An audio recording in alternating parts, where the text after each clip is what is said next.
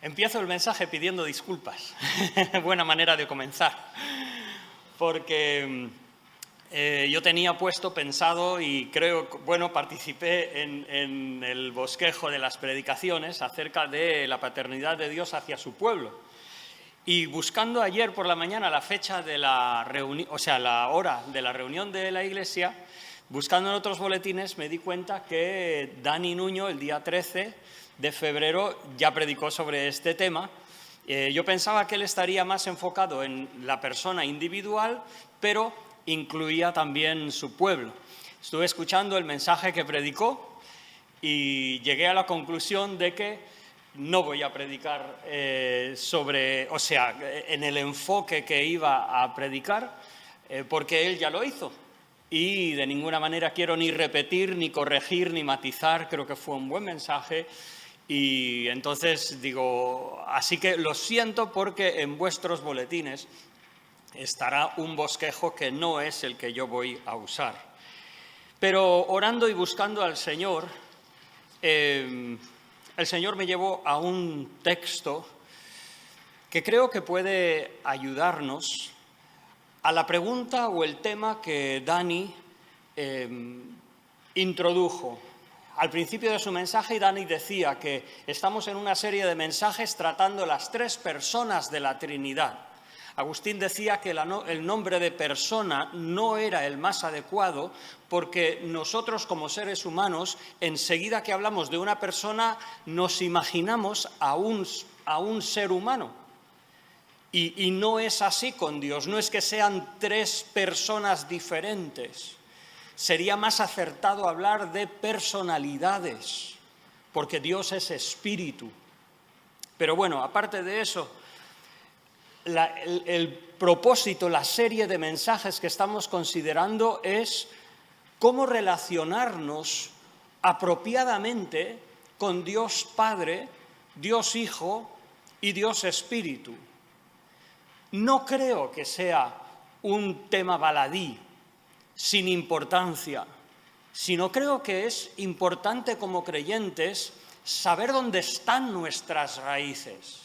En ocasiones, por ejemplo, yo oigo, hermanos queridos, amados, orar en el nombre del Padre, del Hijo y del Espíritu Santo, y digo, si no estamos bautizando a nadie. Oramos en el nombre del Señor porque el Señor nos lo dijo. Así nos guió. A veces no lo mencionamos, pero somos conscientes que oramos en nombre de nuestro Señor porque nosotros no podemos dirigirnos al Padre por nosotros mismos. Nosotros somos hijos de Dios en Cristo, a través de Cristo. Como dice en Timoteo Pablo, porque hay un solo Dios y un solo mediador entre Dios y los hombres, Jesucristo hombre. Y nosotros necesitamos un mediador, por eso oramos en el nombre del Señor Jesucristo. Entonces hay pequeñitas cosas, costumbres que a veces tomamos que quizás sin quererlo, como dicen que la memoria es constructiva, a veces nuestros conceptos, incluso nuestra doctrina, yo diría que a veces es constructiva. Que nosotros construimos. Incluso os puedo decir que yo como predicador a veces he tenido errores en una predicación por esa memoria constructiva. Y he visto en la Escritura que no, Manuel, para el carro. Me acuerdo una vez que fue una vergüenza terrible porque hablé de la hija de Herodías como Salomé. Y yo tan campante, y después del mensaje vino un querido hermano y me dijo, Manuel, perdona, pero ¿dónde dice en la Escritura que se llamaba Salomé? Y yo digo, sí, lo miré y no estaba. Porque Salomé aparece en los escritos de los padres de la Iglesia, o sea, esas personas líderes de la Iglesia de los primeros siglos, y podría bien ser. Salomé es el nombre femenino de paz, es como Irene en griego, Salomé de Shalom hebreo, y es un nombre muy común. Pero yo no sé por qué había hecho esa construcción en mi mente, y alguien me lo dijo, y es verdad. Y a veces, si no mantenemos un espíritu positivamente crítico, aún de nuestra propia fe, podemos construir nuestros propios conceptos aparte de lo que es de la Escritura. Por eso es importante considerar cómo es nuestra comunión con Dios Padre, Dios Hijo y Dios Espíritu. Por otra parte, es importante considerar al Padre, al Hijo y al Espíritu, porque según la Escritura, ¿quién conoce al Padre? Nadie, excepto el Hijo, Lucas 10, 22, y aquel a quien el Hijo lo quisiera revelar. O sea, el conocimiento de Dios como Padre no es una mera proyección de, como yo tengo mi Padre, pues Dios es un poquito más grande, pero en la misma perspectiva. Perdón, no. Ese es un aspecto de Dios que incluso el Señor a veces ha utilizado para enseñarnos que como Padre a Hijo nos ha dado la existencia, nos ha sostenido, nos ha guardado. Pero cuidado con humanizar a Dios, porque el conocimiento de Dios no es un conocimiento natural que todo el mundo tiene y bueno, es un poco más alto y ya está. No, el conocimiento de Dios debe ser revelado. Por eso, meditar, reflexionar sobre cómo es Dios Padre, Dios Hijo, Dios Espíritu y cómo es mi relación con Dios es importante. Quiero, para terminar esta introducción, preguntaros, ¿cómo tendríais una relación, por ejemplo, con un queridísimo hermano de, por ejemplo, Sanlúcar de Barrameda? ¿Alguien ha estado por ahí? Mis queridos hermanos, os preguntaría, pero no me respondáis, si cuando habéis venido a Cataluña habéis encontrado una forma de ser diferente. Si os ha costado relacionaros con los catalanes. Me acuerdo ir a la mili a Córdoba en el tren y encontrarme con un cordobés, un hombre dueño de un restaurante, y dice, eso de los catalanes que van a tomar algo y cada uno se paga lo suyo. Y dice, ¿pero eso qué es? Y solo nos separan 1000 kilómetros. ¿Qué sería conocer a un esquimal? Si queréis un ejemplo gráfico, os invito a que vengáis a Ipste. Ahora vamos a tener de vuelta, gracias al Señor, al seminario chino. Chinos que aprenden y enseñan en mandarín, y os aseguro que es difícil entenderse porque son tan diferentes. ¿Qué sería, por ejemplo, intentar tener una relación de amistad con un esquimal, o con un pigmeo, o con un aborigen de Australia? ¡Buah!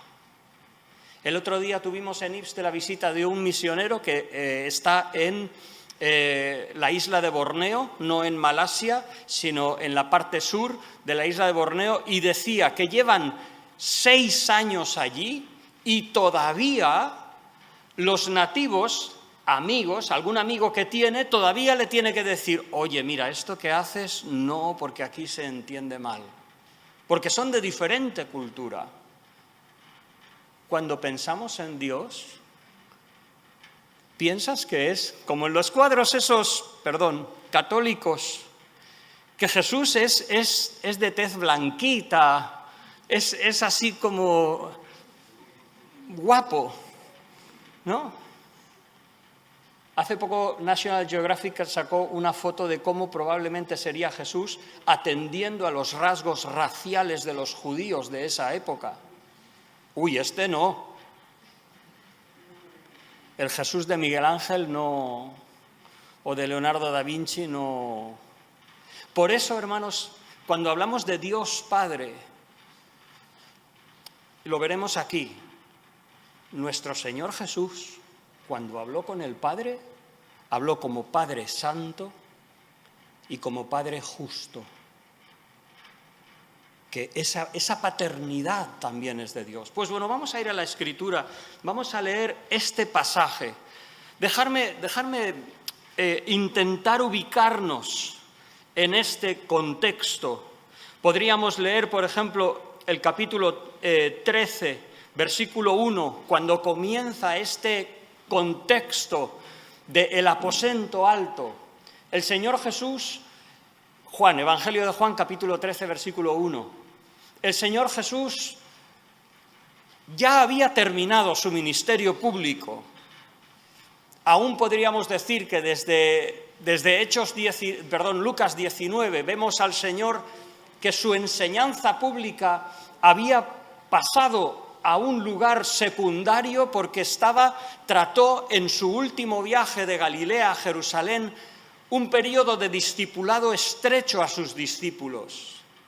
Pero aquí el Señor entra en el aposento alto y cierra la puerta. Y como sus propios discípulos dijeron, les habló de tal manera que ya no usaba figuras, no usaba parábolas. Y los discípulos reaccionan diciendo, Señor, ahora sabemos que sabes todas las cosas y que no tienes necesidad que nadie te enseñe.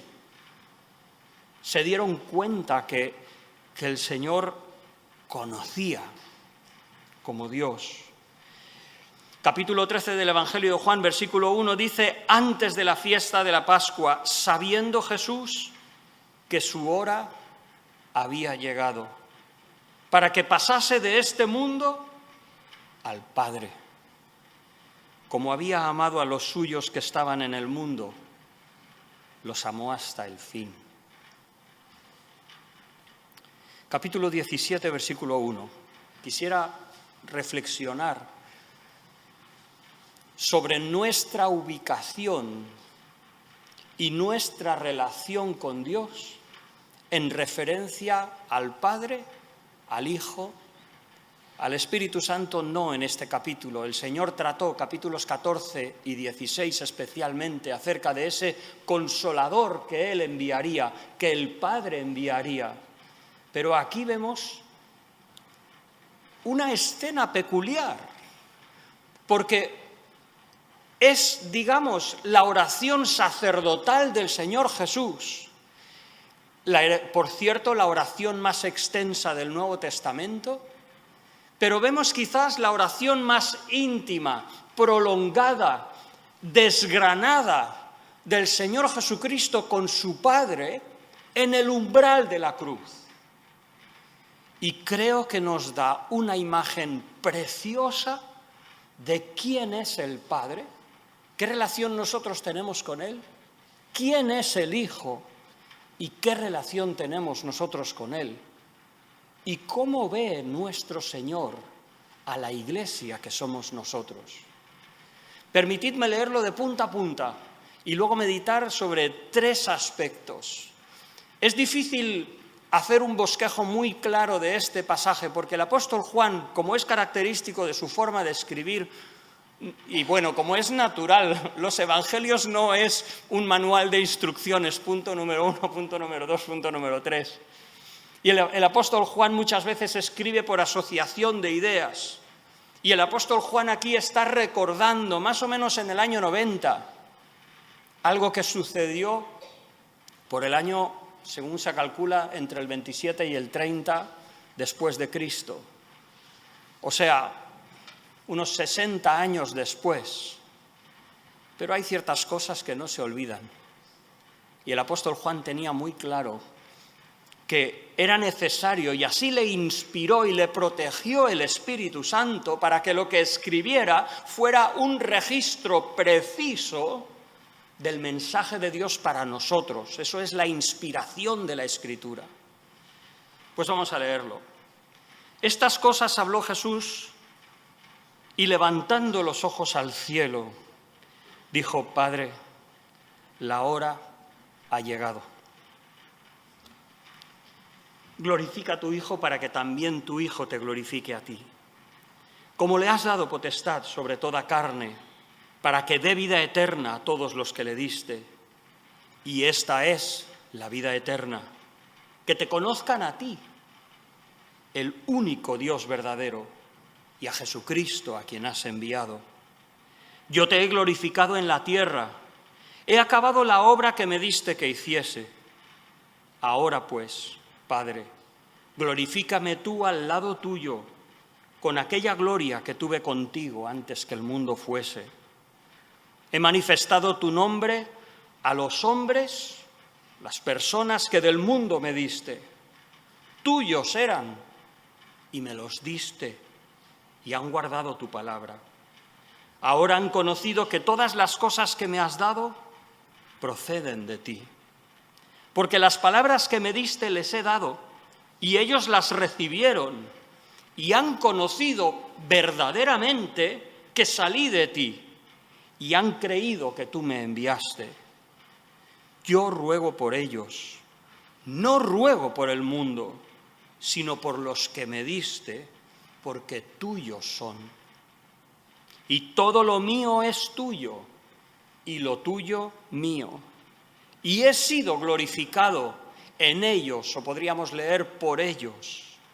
Y ya no estoy en el mundo, mas estos están en el mundo, y yo voy a ti. Padre Santo, a los que me has dado, guárdalos en tu nombre, para que sean uno, así como nosotros. Cuando estaba con ellos en el mundo, yo los guardaba en tu nombre. A los que me diste, yo los guardé, y ninguno de ellos se perdió, sino el hijo de perdición, para que la Escritura se cumpliese.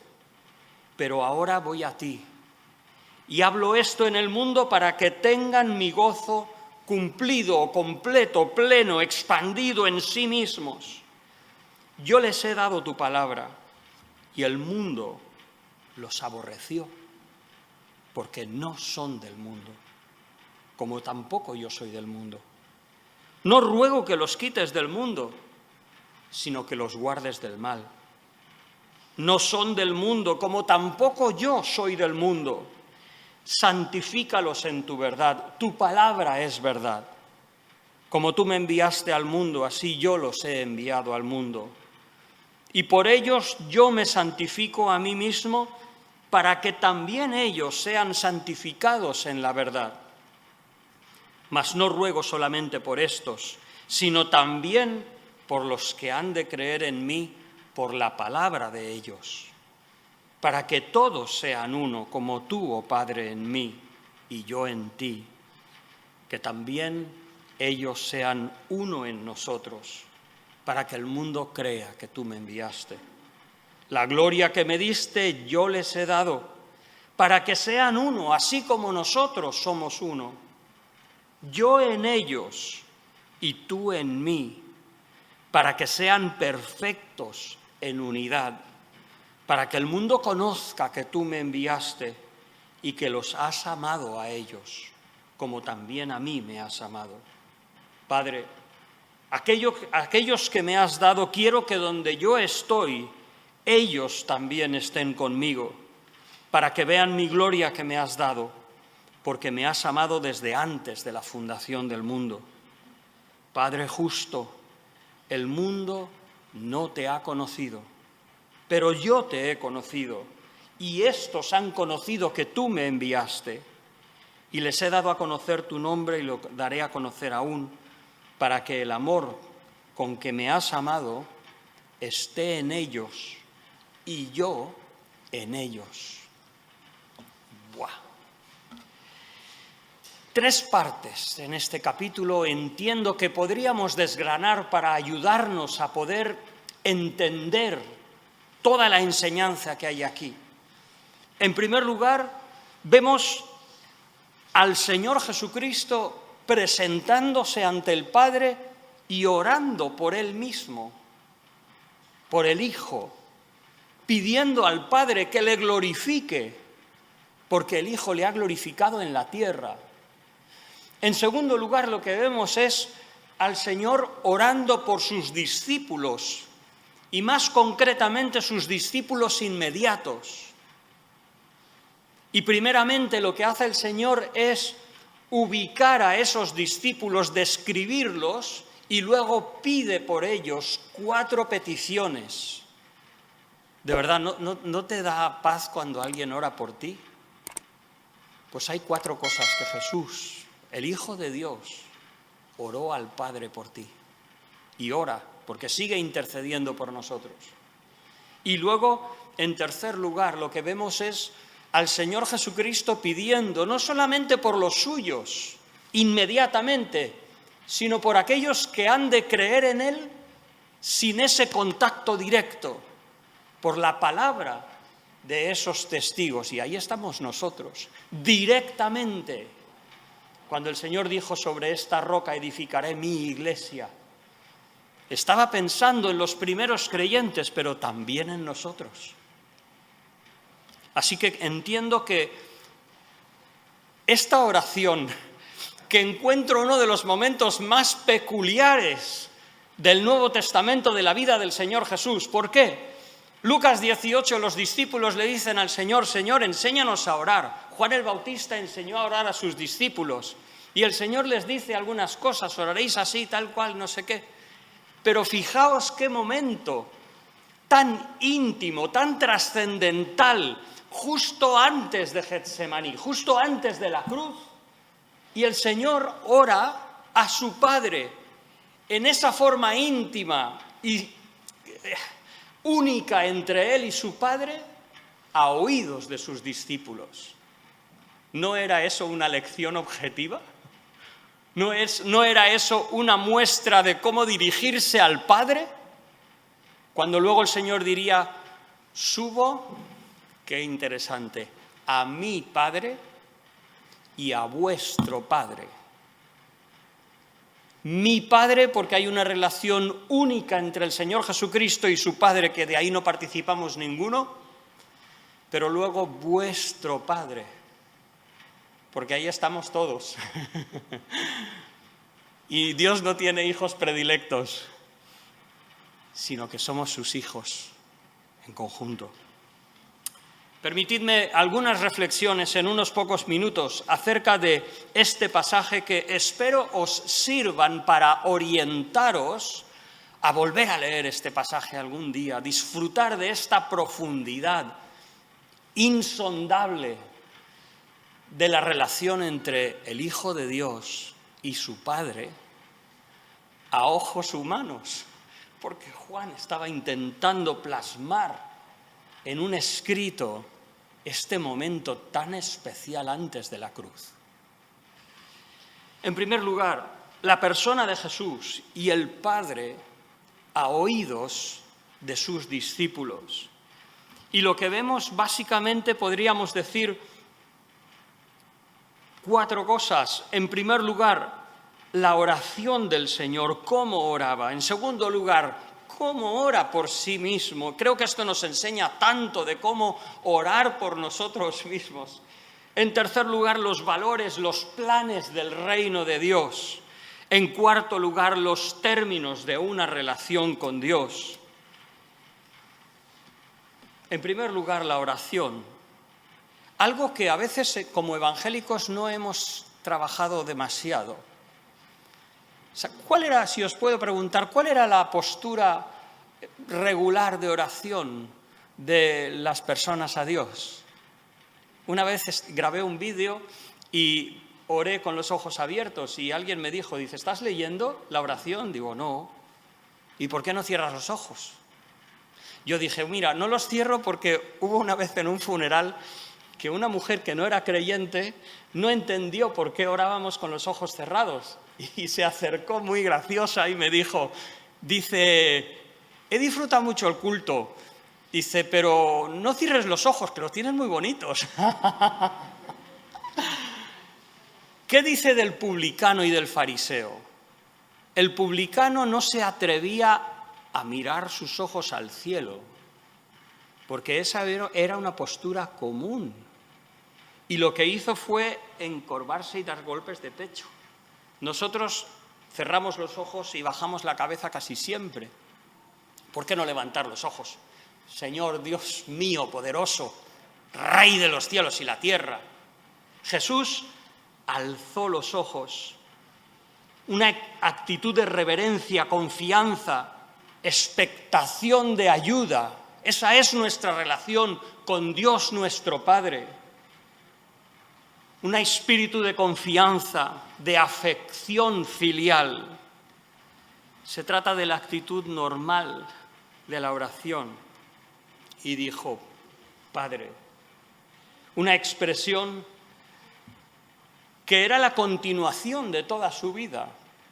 Así lo es la relación con Dios y debe ser.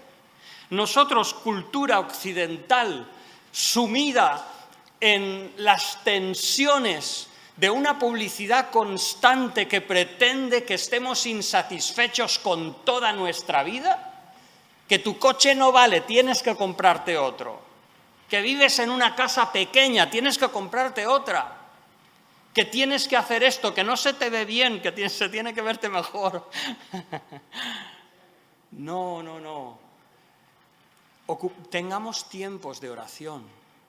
Dedicar tiempo a la oración es algo que no es típico ni tampoco favorable en nuestra cultura y probablemente signifique renunciar a otras cosas que puedes hacer. Pero está bien. Si has gustado que el Señor es bueno, nuestra relación con Dios el Padre no es a control remoto. No es como tener un tío en Granada, que ni tiene tío ni tiene nada.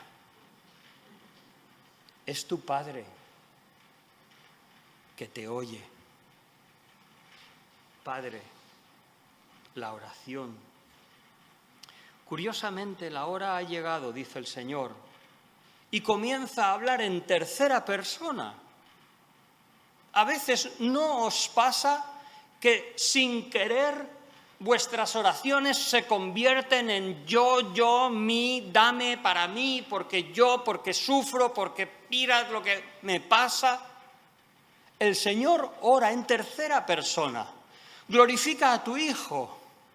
Es como si yo subiera aquí y dijera, Señor, bendice al predicador, dale palabras. Claro. ¿Por qué? Porque lo que quiero no es una gratificación personal, no quiero satisfacer mis propios deseos, sino que me ubico en el plan de Dios, donde lo importante no son mis deseos, no son mis apetencias, lo que yo creo que es correcto, no. Señor, bendice a tu iglesia. Esto es un apunte para reflexionar, no es ningún mandato, después que cada uno ore como desee. Pero no es verdad que en vez de, Señor, ayúdanos, bendícenos a nosotros, creyentes de Vilanova, ayuda a nuestra iglesia, a mi predicación, ayúdame que yo sea usado. No, Señor, utiliza tu pueblo, bendice a tu iglesia, bendice tu palabra que sea predicada. Eso creo que es lo que percibimos de esta expresión. Glorifica a tu Hijo para que también tu Hijo te glorifique a ti, como le has dado potestad de toda carne para que dé vida eterna a todos los que le diste. Lo que vemos en tercer lugar, hablamos de la oración, de cómo el Señor ora por sí mismo en una hora que Él sabía que iba a ser entregado en manos de gentiles. Y que el sufrimiento físico de la cruz era insignificante comparado con la experiencia de recibir el juicio de Dios y de ser entregado en manos de pecadores que le ultrajarían y que en esos momentos Dios no vendría a rescatarle, sino que el Señor sufrió, por decirlo así, el abandono de Dios, porque eso es lo que merecíamos nosotros. Dice, como le has dado potestad sobre toda carne para que dé vida a los que le diste. Empezamos a ver una imagen que se dibuja en todo el pasaje y es a Dios como Rey soberano del universo, de quien son todas las almas, como dicen los profetas, y que el Señor tiene a su Hijo, alguien que, como el Señor diría, que si no es Dios no lo podemos entender de otra manera. Dijo el Señor: todo lo mío es tuyo y todo lo tuyo es mío. ¿Quién puede decir eso sino Dios? Dice aquí el Señor: le has dado potestad sobre toda carne para que dé vida eterna a todos los que le diste. Vemos al Señor Jesucristo como único mediador establecido por Dios para toda la humanidad. Y dices: Manuel, ¿cómo se salvarán los esquimales? Digo, no lo sé. Si fuera Dios te lo diría. Y los pigmeos del África, y los aborígenes, y los nativos del Amazonas, pues si fuera Dios te lo diría. Pero como no soy, lo que te puedo decir es que Dios se revela en la naturaleza, que Dios es fiel con su palabra y que Dios es justo. Pero lo siento, no sé todas las cosas. Pero lo que sé es que la fe cristiana sostiene que Jesucristo es aquel a quien Dios únicamente dio potestad, o sea, la autoridad de dar vida eterna. Y si Cristo no te da vida eterna, no la tienes, según las Escrituras. Hare Krishna, Mahoma, todos los demás, la fe cristiana es así. ¿Da igual entonces? No, no da igual. Y eso se comienza a construir y se establece, se edifica y se consolida en el resto de este capítulo. Los valores del reino, el plan del reino de Dios. Fíjate que el Señor Jesús habla, dice: la hora ha llegado, glorifica a tu Hijo. En Juan capítulo 12, versículo 23, se acercan unos griegos y dice: quisiéramos ver a Jesús, a ver si hace algún milagro. Y Felipe viene y le dice: Señor, aquí hay unos griegos que te quieren ver. ¿Qué dijo el Señor? La hora viene en que el Hijo del Hombre ha de ser glorificado. ¿De qué estaba hablando? De la cruz. En la cruz, el Señor al mundo es indeseable, ignominioso, pero para el Padre es el principio de su exaltación. Es la manifestación de su obediencia, de su sacrificio, de su entrega. Es gloriosa la cruz para el creyente y para el Padre. De tal manera que cuando Jesús resucita, resucita con sus heridas. Porque es algo glorioso. Por mucho que el mundo lo viera como una ignominia, para el mundo un crucificado era un destituido. Para nosotros el crucificado ha sido glorificado por el Padre. Y por supuesto que se cumpliría en la resurrección, en la ascensión, se cumplirá cuando el Señor venga con poder y gran gloria para juzgar a este mundo. Pero esa glorificación del Hijo comenzó desde la cruz. Esos son los valores del reino de Dios y así es nuestra relación con Dios. Nuestra relación con nuestro Padre celestial es según esos valores. ¿Cuáles son sus planes? Igual que en los profetas. ¿Qué sucede en los profetas? Que el Señor anuncia lo que va a suceder. Y les dice a los judíos: mira, habéis sido rebeldes y van a venir o los asirios o los babilonios y os van a llevar. O sea que cuando suceda, no penséis que Dios está por ahí despistado y que otros dioses son más poderosos que Él. Lo mismo en la cruz. El Señor desde antes lo sabía. Padre, la hora ha llegado. Glorifica a tu Hijo. Era según el plan de Dios, según los valores de Dios. Así es nuestra relación con Él. Nuestra relación con Dios también cuando tenemos necesidades. Dice la Escritura: el Padre sabe que tenéis necesidad de qué comeremos, qué beberemos, con qué nos vestiremos. Pero ¿dónde debe estar nuestro corazón? En el reino de Dios y su justicia. Dios se encargará de lo otro. Nuestro enfoque, nuestra relación, cuando hablamos de Dios nuestro Padre, estamos hablando de un carácter, de una persona y de un plan, unos valores. Los términos de esa relación. Dice, esta es la vida eterna, dice el Señor Jesús. Por cierto, versículos del 1 al 6 es esa oración del Hijo con el Padre. Versículos del 6 al 23, si recuerdo de memoria, perdón, en la petición al 19, me estaba equivocando y lo sabía. Al 19 la oración por sus discípulos y del 20 al 26 por la Iglesia. Es que lo digo porque no me va a dar tiempo. Pero bueno, está bien, así son los mensajes, una introducción para que os lo llevéis a casa y sigáis meditando en ello.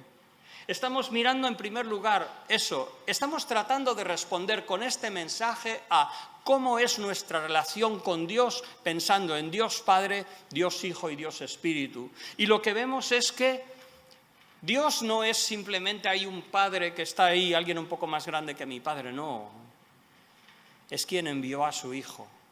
Existen unos valores, la cruz es importante, todas las almas son suyas y hay algunos que el Padre dio al Hijo. Jesús es el dador de la vida eterna, el único que tiene la autoridad de dar vida eterna. La vida eterna, en tercer lugar, los términos de la relación con Dios. La vida eterna es no solamente una vida que no para, sino la vida eterna es mucho más que eso. Lo menos importante de la vida eterna es que nunca acabe. Hay cosas que no aguantaríamos que no acabaran, ¿no? Imagínate que tu trabajo nunca acabara. Imagínate que los problemas de los edificios, tu casa, nunca acabaran. ¡Qué horror! Pero cuando se trata de conocer a Dios, Señor, que esto no acabe. Esta es la vida eterna. Conocer, que te conozcan a ti, único Dios verdadero, y a tu Hijo a quien has enviado. La paternidad de Dios tiene un distintivo. En el siglo XIX, la teología liberal que negaba lo sobrenatural de la Escritura, que comenzaron todos los estudios de religiones comparadas y demás, intentaron hacer una síntesis de todas las religiones para ver cómo era Dios a partir del sentimiento o la inquietud humana. ¿Y sabéis con qué frase surgieron? Y tenemos el ejemplo de Adolf von Harnack. Perdón por ese tecnicismo, pero la paternidad de Dios y la hermandad de todos los hombres. ¡Qué bonito!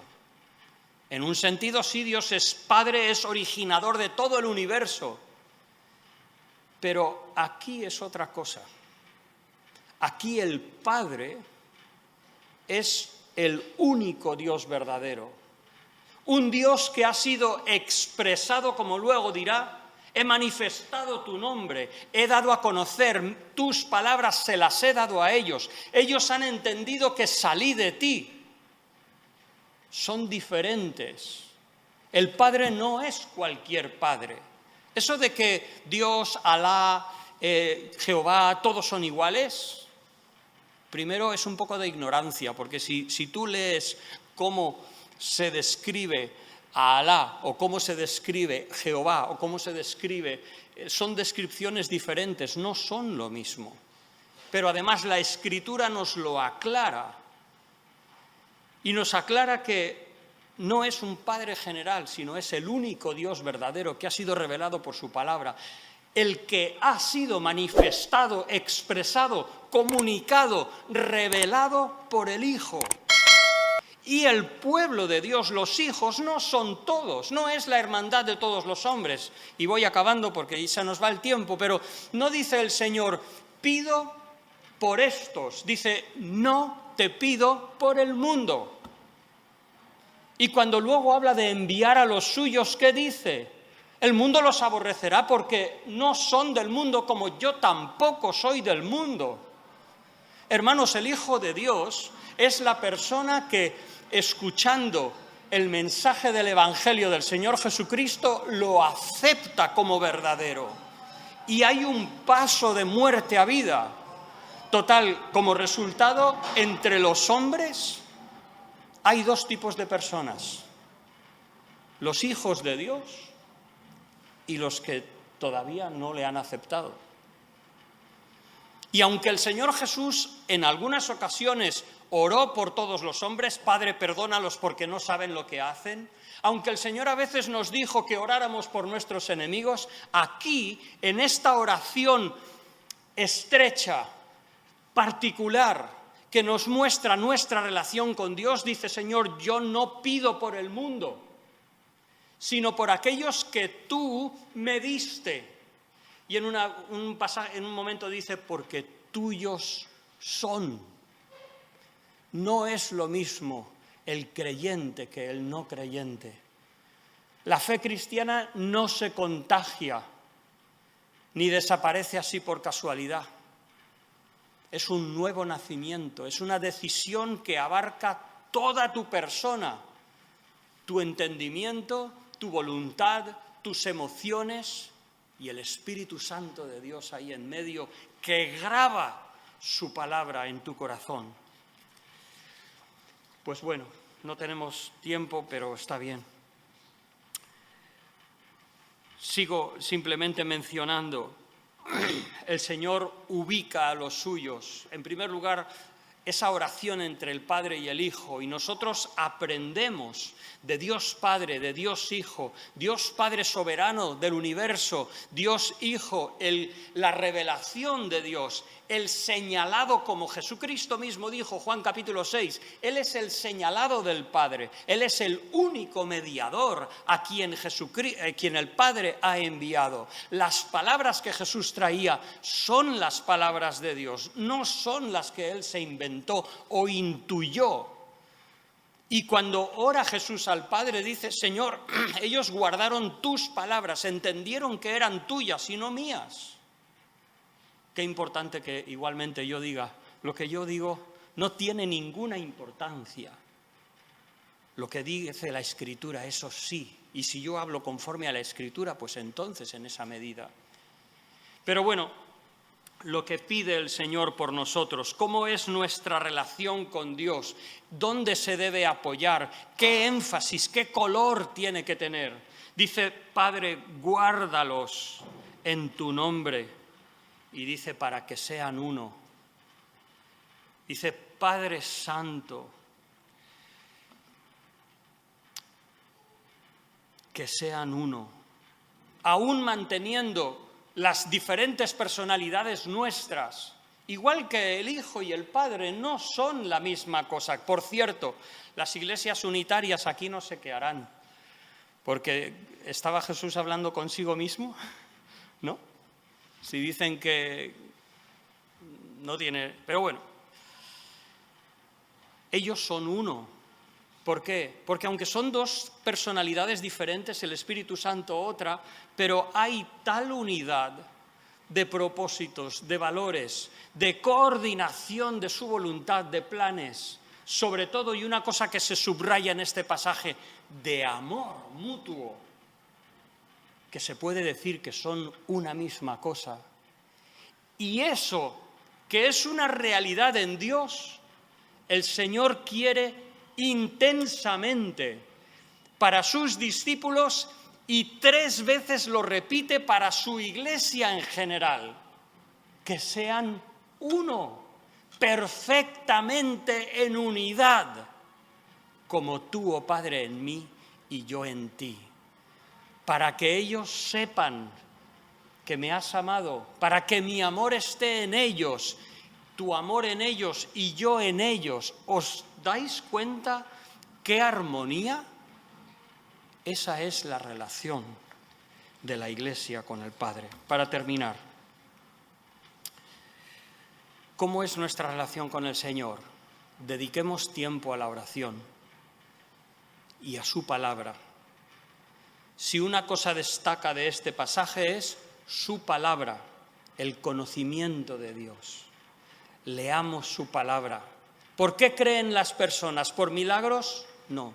Aquellos que han de creer en ti, por la palabra de ellos. Es a través de la palabra que somos hijos de Dios. Lo dice Pedro, no por simiente corruptible, sino incorruptible, que permanece para siempre, es la palabra de Dios. En segundo lugar, observamos como que todo hubiera tenido lugar. Dice, ellos han guardado mi palabra. Dices, a lo mejor se despistó el Señor y no se dio cuenta que después iba a ir a la cruz y todos serían dispersados.